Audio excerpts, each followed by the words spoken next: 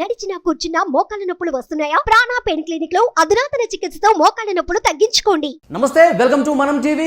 మనం ఉన్నది మన కోసం. నేను వలి. ప్రస్తుతం స్టూడియోలో ఉన్నారు ప్రముఖ పొలిటికల్ అనలిస్ట్ అప్పసాన్ రాజేష్ గారు. వారితో మాట్లాడదాం. రాజేష్ గారు నమస్తే సార్. రాజేష్ గారు, పార్టీలో చేరికలు చాలా బాగా జరుగుతున్నాయి.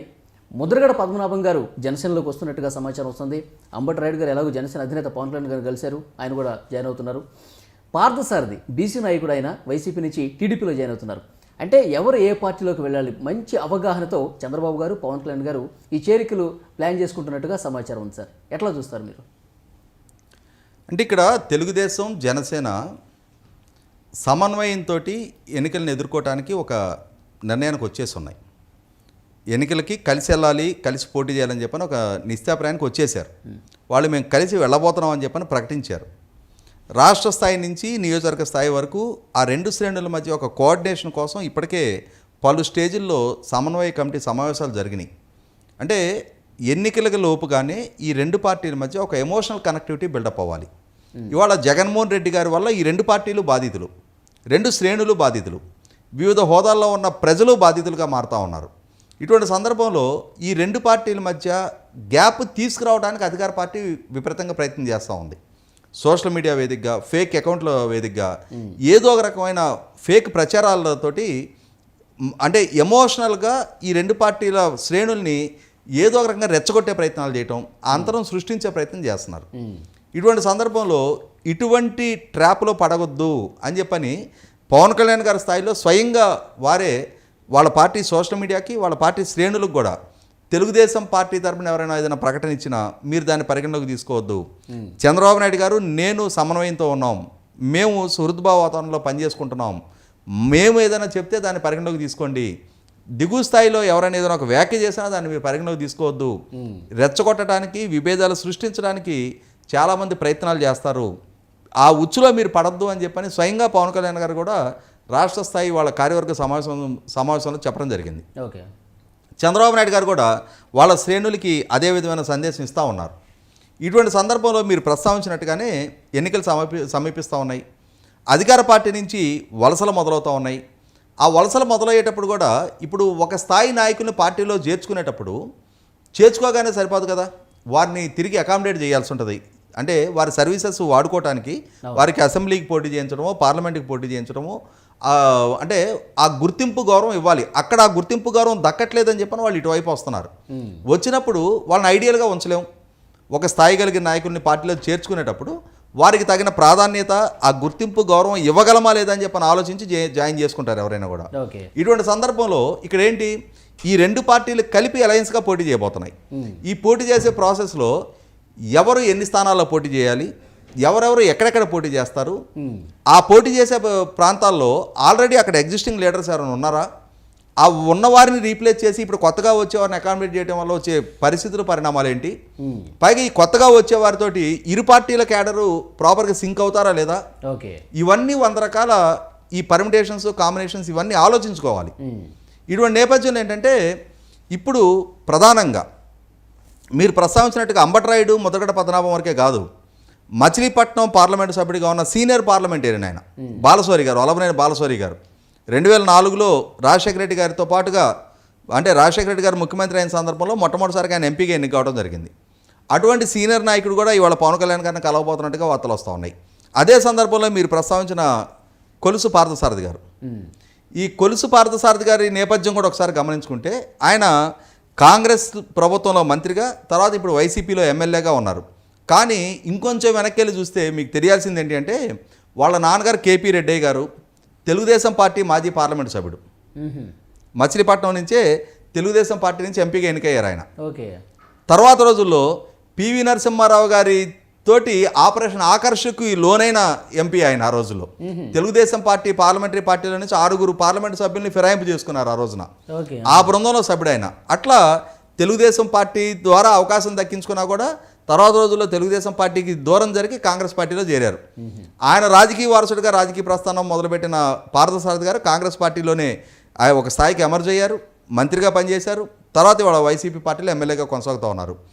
వీరు ప్రధానంగా బీసీ సామాజిక వర్గానికి, యాదవ్ సామాజిక వర్గానికి సంబంధించిన నాయకులు. ఇక్కడ మనం ఇందాక ప్రస్తావించినట్టుగానే పవన్ కళ్యాణ్ గారి ఆవిర్భావం రాజకీయంగా ఆయన ఉనికిని కాపు సామాజిక వర్గం తమకు దక్కిన ఒక అమూల్య అవకాశంగా భావిస్తుంది. ఎందుకంటే సహజంగానే ఇప్పటివరకు రాష్ట్ర రాజకీయాల్లో అత్యున్నత స్థానాన్ని కాపు సామాజిక వర్గం ఇప్పటివరకు రుచి చూడాల.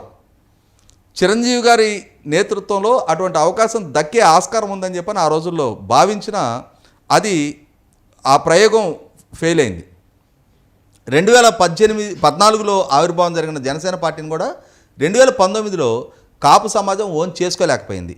ఓన్ చేసుకోలేని పర్యవసానమే పవన్ కళ్యాణ్ గారు కూడా స్వయంగా వారు పోటీ చేసిన స్థానాల్లో కూడా ఓడిపోవడం జరిగింది. ఈ బెటర్ ఎక్స్పీరియన్సెస్ అన్నీ కళ్ళ ముందు కనిపిస్తున్న నేపథ్యంలో ఈసారి ఆ సామాజిక వర్గం ముఖ్యంగా జగన్మోహన్ రెడ్డి గారి గెలుపుకి కీలకంగా దోహదం చేశారు 2019 ఎన్నికల్లో. ఆ దోహదం చేస్తున్న నేపథ్యంలో జగన్మోహన్ రెడ్డి గారి ప్రభుత్వం అనుసరిస్తున్న వైఖరి, అన్నిటికన్నా ముఖ్యంగా పాలకుడిగా ఉన్న జగన్మోహన్ రెడ్డి గారు ఆయనే టార్గెటెడ్గా పవన్ కళ్యాణ్ గారి మీద వ్యక్తిగత దాడులకు దిగుతూ ఉంటాం, ఆయన హక్కులకి హరణకి పాల్పడుతూ ఉంటాం, వ్యక్తిత్వ హరణానికి పాల్పడుతూ ఉంటాం.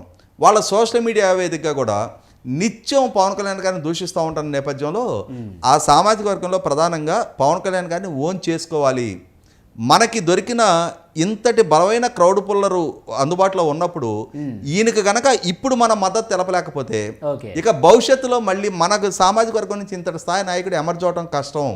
కాబట్టి ఆయన భుజం కాయాలి, ఆ కాయటం ద్వారా మనం కూడా అవకాశాలు అందిపుచ్చుకోవాలి అని చెప్పిన భావన చాలా బలంగా కలుగుతా ఉంది. సార్, మొన్న మధ్యనే పవన్ కళ్యాణ్ గారు కాపు నాయకులను ఉద్దేశించి ఒక లేఖ కూడా రాశారు. నన్ను ఎంత దూషించినా సరే నేను ఆశీస్సులుగానే భావిస్తాను, కలిసి పనిచేయడానికి నేను సిద్ధంగా ఉన్నాను అని చెప్పి ఒక లెటర్ రాయడం కూడా చూసాం. ఇప్పుడు కాపు నాయకులందరూ ఒక దగ్గరికి చేరటం, మనల్ని మనం కొంచెం ఎమర్జ్ చేసుకోవాల్సిన సందర్భం ఇదే అని చెప్పడం ఆ లేఖ దోహదం చేసిందని భావించవచ్చా? ఇక్కడ గమనించుకుంటే మీరు దాని పూర్వరంగం కూడా ఒకసారి మనం విశ్లేషించుకోవాలి.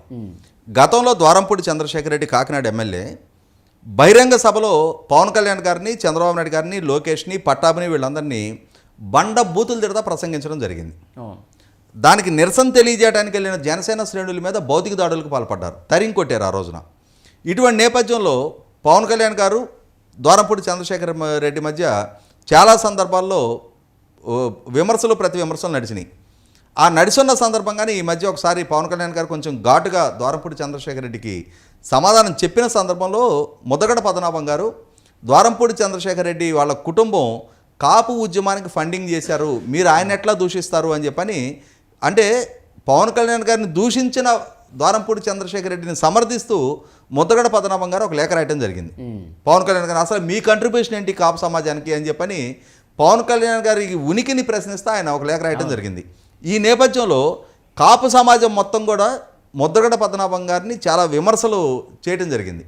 ఇటువంటి సందర్భంలో ఆయనలో కూడా రియలైజేషన్ బిగిన్ అయినట్టుంది.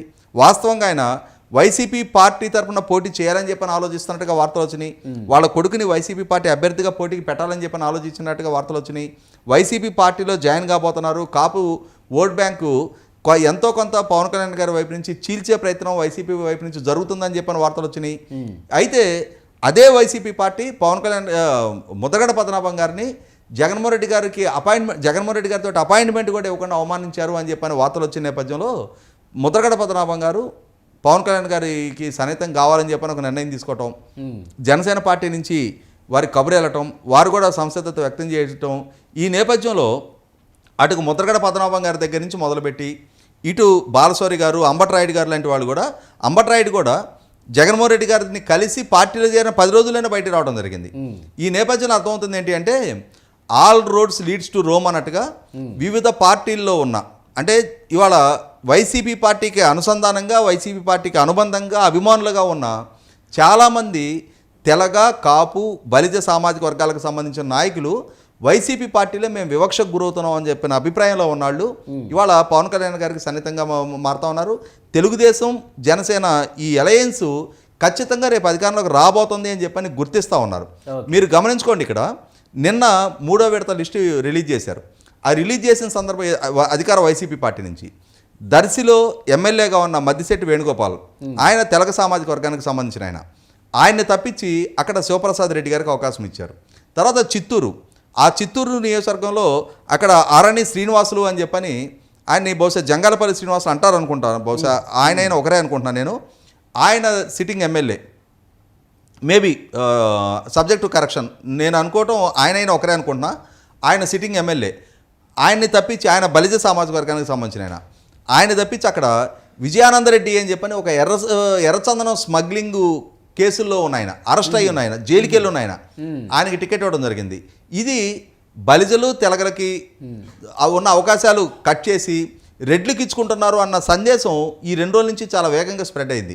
ఇవన్నీ కలగలిసి అటు తెలుగుదేశం పార్టీ, జనసేన పార్టీ ఈ కోఆర్డినేషన్తో ఉన్నారు కాబట్టి బీసీల పోలరైజేషన్ తెలుగుదేశం పార్టీ వైపు వచ్చేట్టు, కాపు సామాజిక వర్గ పోలరైజేషన్ పవన్ కళ్యాణ్ గారి వైపు వచ్చేటట్టు, అంతిమంగా రేపు ఈ 2 పార్టీలు కలిసి పోటీ చేస్తున్నాయి కాబట్టి అది వైసీపీ పార్టీకి ఒక పెనుముప్పుగా మార్చే దిశగా వ్యూహాత్మకంగా ఈ 2 పార్టీల నాయకత్వాలు కూడా అనుభవపూర్వకంగా గత ఎన్నికల్లో ఎదురైన అనుభవాల దృష్ట్యా చాలా ప్లాన్డ్గానే ఈ దిశగా ఒకరికొకరు సహకరించుకుంటా వర్కౌట్ చేసుకున్నట్టుగా కనిపిస్తుంది. చూద్దాం సార్, తర్వాత అన్ని సత్ఫలితాలు ఇస్తాయని చెప్పి అధినాయకత్వం అయితే భావిస్తోంది. రేపు ఫలితాలను బట్టి కూడా తెలుస్తుంది. Thank you very much sir.